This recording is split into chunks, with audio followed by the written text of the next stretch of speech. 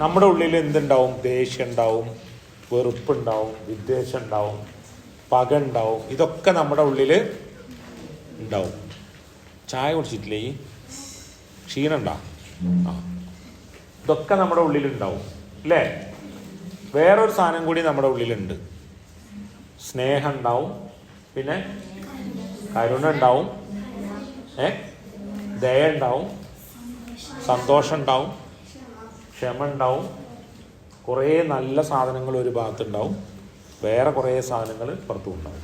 ഇത് ഇല്ലാതാക്കാൻ പറ്റുമോ നമുക്ക്? എങ്ങനെ ഇല്ലാതാക്കാൻ പറ്റുക? ഇതെങ്ങനെ ഇല്ലാതാക്കാന്ന് ചോദിച്ചാൽ നമ്മൾ നമ്മുടെ ഉള്ളിലുള്ള സ്നേഹവും കരുണയൊക്കെ ഏറ്റവും കൂടുതലാക്കുമ്പോൾ മറ്റേ ഭാഗം അവിടെ അടങ്ങി കിടന്നോളും. അതിനെ പാടേ മായ്ച്ചു കളയാൻ പറ്റുമോ? ദേഷ്യവും അസൂയയും കുശുമ്പൊക്കെ വികൃതിയൊക്കെ നമുക്ക് മായ്ച്ചു കളയാൻ പറ്റുമോ? പറ്റില്ല. അതേസമയം നമുക്ക് എന്ത് ചെയ്യാൻ പറ്റും?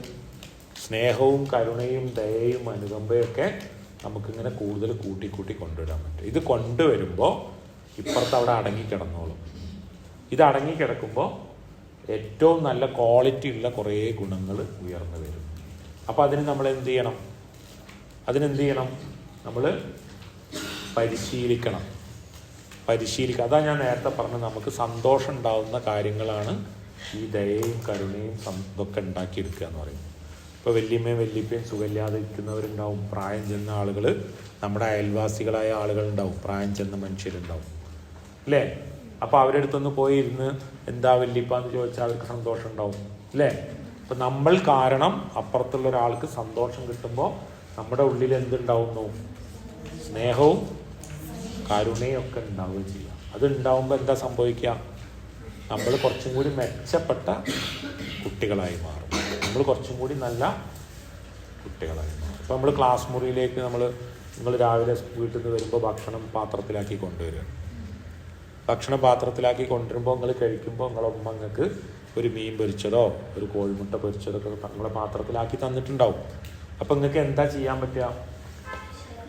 അപ്പുറത്തുള്ള പാത്രത്തിലേക്കൊക്കെ ഒന്ന് നോക്കണം.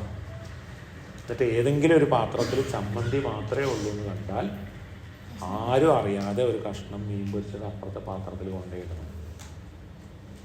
നമ്മളിങ്ങനെയൊക്കെ ചെയ്യുന്ന ആളാണെന്ന് കാണിക്കാൻ വേണ്ടി ചെയ്യാൻ പാടുണ്ടോ? ചെയ്യാൻ പാടില്ല. ആരും കാണാതെ നമ്മൾ ആ പാത്രത്തിൽ ഒരു കഷ്ണം മീൻ പൊരിച്ചതോ കോഴിമുട്ട പൊരിച്ചതോ കൊണ്ടുപോയിടുമ്പോൾ നമ്മുടെ ഉള്ളിൽ എന്താ ഉണ്ടാവുക? സന്തോഷവും സ്നേഹമൊക്കെ എന്ത് ചെയ്യും? പ്രൊഡ്യൂസ് ചെയ്യും. അതിങ്ങനെ ഉൽപ്പാദിപ്പിക്കപ്പെടും. അപ്പം എന്താ സംഭവിക്കുക? നമ്മൾ കുറച്ചും കൂടി മെച്ചപ്പെട്ട ഒരു മനുഷ്യനായി മാറും.